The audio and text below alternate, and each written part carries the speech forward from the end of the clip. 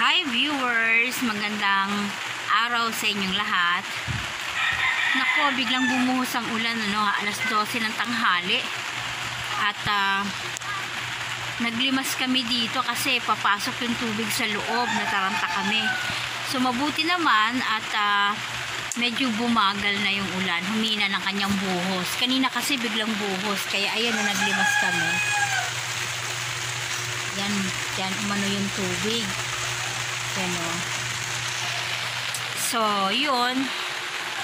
Aalis pa naman kami. Pupunta kami ng Pure Gold kasi ngayon ay birthday ng aking anak na si Sofia. Hindi ko alam kung kailan to titigil tong ulan na to kasi tuloy-tuloy pero mabagal lang naman yung ulan niya. So, pupunta kami ng Pure Gold maya-maya konti at bibili kami ng konting panghanda ng kanyang birthday. So, ayan, thank God. At umulan na rin. Kasi kahapon, mga nakaraang araw, mga nakalipas na araw, sobra talagang init. At nababalitaan naman natin na marami rin nasusunog, no?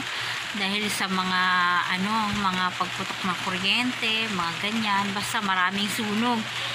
Ngayong summer na. Papasok na kasi ang summer, eh. At sobrang init talaga kahapon at saka nung nakaraang araw. Karoon nga ng classes suspension dahil sa sobrang init, no? Ngayon, thank God at medyo umulan.